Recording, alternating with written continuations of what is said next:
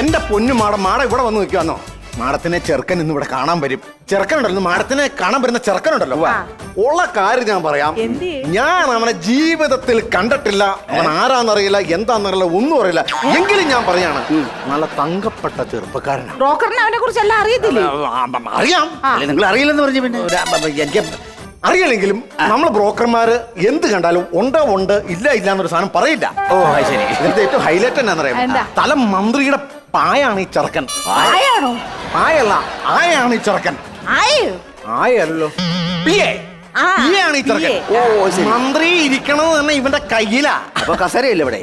അയ്യോ, ഈ മന്ത്രിയുടെ പി എ വിചാരിച്ചെങ്കിൽ മാത്രമേ അവിടെ എന്ത് നടക്കുള്ളൂ.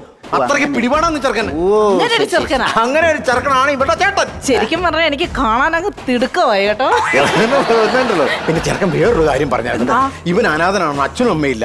അവൻ പറഞ്ഞ ഒരേ ഒരു ഡിമാൻഡാണ്, സ്ത്രീധനം ഇല്ലേലും വേണ്ടില്ല, എനിക്ക് വരുമ്പോ അച്ഛനോടും അമ്മയോട് സംസാരിക്കണമെന്ന് മാത്രം അവൻ പറഞ്ഞിട്ടുള്ളൂ. ഇതിപ്പോ എന്റെ അച്ഛനും അമ്മയ്ക്കും ഈ ബന്ധത്തിന് ഞാൻ പറഞ്ഞില്ലേ, താല്പര്യം ഇച്ചിരി കുറവാ. മറ്റേ ആ മുറച്ചെറുക്കൻ കല്യാണം കഴിക്കാൻ വേണ്ടിട്ട് ഇരിക്കുവായിരുന്നല്ലോ. അപ്പൊ എന്ന് പറഞ്ഞു കഴിഞ്ഞാൽ അങ്ങനെ ചെയ്യുന്നത്, അവൻ കട്ട നിട്ടം പറഞ്ഞ ഒരേ ഒരു കാര്യമുള്ളൂ, എനിക്ക് തന്തയില്ലാതെ വളർന്നവനാണ് ഞാൻ, അതുകൊണ്ട് എനിക്ക് അച്ഛനെ അമ്മേനെ കണ്ടില്ലാലും വേണ്ടില്ല അച്ഛനെ കാണണമെന്ന് പറഞ്ഞു. തങ്കമ്മ സാറ് വിചാരിച്ച എനിക്കൊരു അച്ഛനെ കിട്ടുവോ? അത് പിന്നെ ലൈസൻസ് ഇല്ലാതെ വണ്ടി ഓടിച്ചവനാ, ബുക്കും പേപ്പർ ഒന്നും ഇല്ല. നമുക്ക് കാര്യം ചെയ്താലോ, ഇവനെ അച്ഛനാക്കിയാലോ? ഇല്ലാന്ന് പറഞ്ഞ കല്യാണം മുടങ്ങി പോകും. അതുകൊണ്ട് ഞാൻ പറയാം, കൊച്ചു കൊച്ചു കള്ളങ്ങളെന്നും പറഞ്ഞ കുഴപ്പം പറയും. അല്ല, ഈ പുള്ളിക്കാരത്തിലെ അല്ലെങ്കിൽ മാഡത്തിന്റെ അച്ഛനായിട്ടൊന്ന് അഭിനയിക്കാം. അച്ഛനൊന്നും ആകത്തില്ല. എനിക്കൊന്നും ലൈസൻസ് ഇല്ലാത്തതുകൊണ്ട് ഇവിടെ ഞാൻ വന്ന് നിൽക്കുന്നത്, എന്നെ പിടിച്ച് നിർത്തിയേക്കുന്നത്. ഞാൻ കല്യാണം കഴിച്ചു.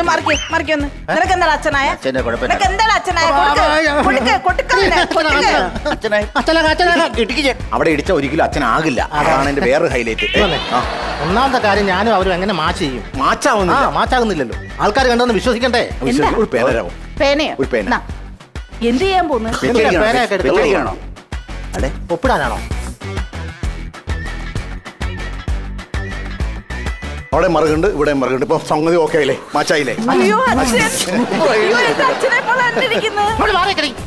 ചെറുക്കം വരും, അപ്പൊ കണ്ടോണം. ഞാൻ നിന്റെ അച്ഛനല്ലേ? ചെറുക്കം വരുമ്പോ മാത്രം വെച്ചേക്കുക. ഇങ്ങോട്ട് വെച്ചു, ഇങ്ങോട്ട് വായ, മുണ്ട് താത്തിട്ട് മാന്യമായിട്ട് നിൽക്കാം.